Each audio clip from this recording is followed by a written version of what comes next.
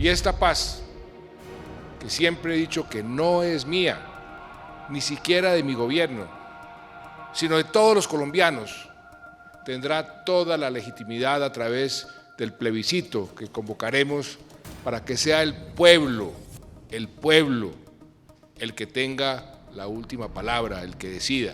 Aunque el presidente Juan Manuel Santos ha insistido públicamente en apostarle al plebiscito como mecanismo de refrendación de los eventuales acuerdos de paz con las FARC, lo cierto es que la última palabra no está dicha.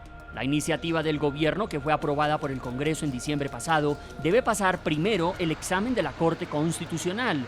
Será el alto tribunal el que diga si dicha ley estatutaria es o no constitucional. El gobierno colombiano confía en que la revisión resulte favorable para convocar a los colombianos a las urnas. El gobierno está convencido que la Corte Constitucional, en su independencia, en su autonomía, en su sabiduría, va a avalar la convocatoria de los ciudadanos a un plebiscito por la paz. Esta ha sido una Corte Constitucional que en distintas oportunidades ha demostrado que tiene un rigor jurídico muy importante, pero además un compromiso político con la paz. El umbral contemplado para el denominado plebiscito por la paz es uno de los puntos que mayor debate causó al momento de su aprobación en el legislativo y que mantiene latente la polémica. Se entenderá que la ciudadanía aprueba el plebiscito por la paz en caso de que la votación por el sí obtenga una cantidad de votos mayor al 13% del censo electoral vigente, 4.396.625 votos, y supere los votos depositados por el no. Las FARC rechazan la propuesta gubernamental al considerarla una medida unilateral, tal como rechazaron en su momento la posibilidad de un referendo. La agrupación criminal insiste en que los eventuales acuerdos de paz deben refrendarse mediante una Asamblea Nacional Constituyente. Agreguemos que la propuesta que hace el gobierno entraña un serio déficit democrático al fijar un menguado umbral del 13% del censo electoral para crear un engañoso mandato. Pese al fuerte pulso entre las partes y pese a la advertencia del presidente Santos, según la cual lo que se firme en La Habana lo someterá a plebiscito, les guste o no a las FARC, lo único que está claro es que el futuro de ese mecanismo que impulsa el gobierno está en manos de los 9 magistrados de la Corte Constitucional. Para promover su pretendida asamblea constituyente, las FARC no solo han usado actos públicos de proselitismo armado, como el que quedó evidenciado recientemente en la Guajira colombiana. A los panfletos que repartieron guerrilleros armados en esa región se suma una revista del grupo criminal y que fue conocida en exclusiva por el programa La Noche. Este documento está siendo entregado en resguardos indígenas en el suroccidente del país, según lo ha establecido nuestra unidad investigativa.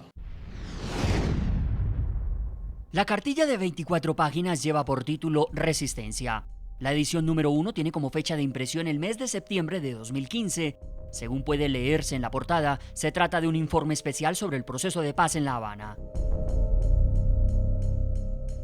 El documento de las FARC, según conoció el programa La Noche, está siendo entregado desde hace varias semanas en zonas rurales y resguardos indígenas del departamento del Cauca en el suroccidente colombiano. En la página final de la revista aparece que es una elaboración del Sexto Frente de las FARC. Con el material, esta guerrilla hace propaganda de los acuerdos parciales hasta ahora alcanzados en la mesa de negociaciones con el gobierno y de las que, a su juicio, son las salvedades pendientes, como por ejemplo: una nueva política criminal contra las drogas ilícitas y la revisión, reforma y democratización del sistema político electoral.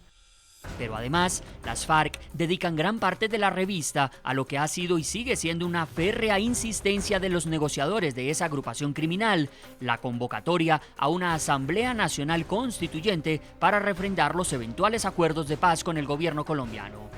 Las FARC reiteran las que consideran son sus 12 propuestas mínimas para una Asamblea Constituyente, la cual, según argumentan, posee un doble carácter. Es una asamblea de refrendación de acuerdos en la medida en que estos comprometan el orden constitucional vigente o de acuerdos no logrados en la mesa de diálogos, frente a lo que se atenderá a la voluntad del constituyente primario y soberano. Es también de proyección y expansión democrática real de asuntos propuestos por el constituyente primario y soberano.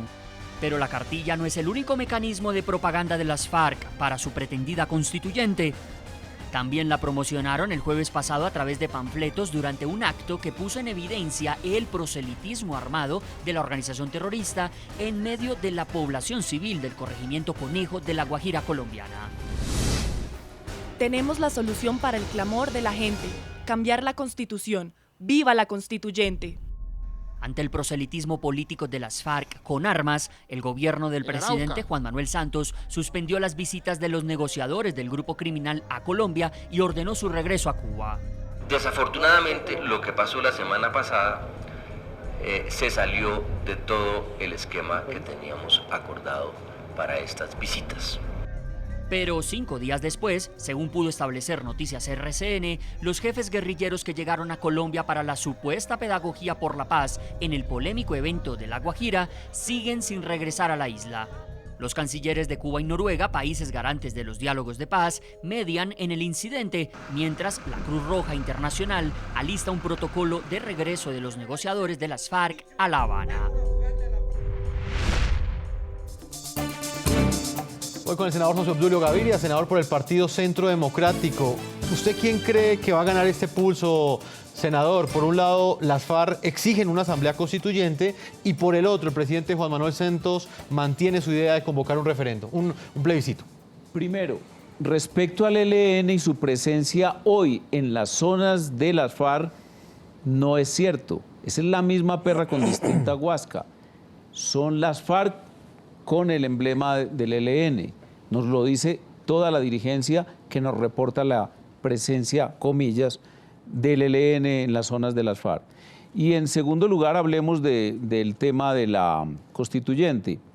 El documento del 23 de septiembre, aquel documento que mereció el viaje de Santos y la presencia de Timochenko y Castro, demandaría una constituyente por lo menos. Es decir, delegados populares que tomen determinaciones sobre un fondo tan profundo.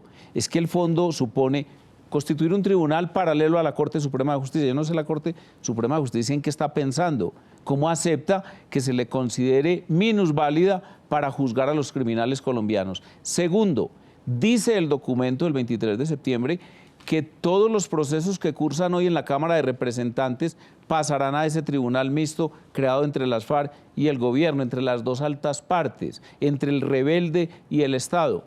Es decir, los expresidentes van a ser juzgados por ese tribunal. Y tercero, hay que decir que los militares colombianos están ante el peligro de una guillotina de las FARC, que es la encarnación del tribunal híbrido que están creando por obra y gracia del documento del 23 de septiembre.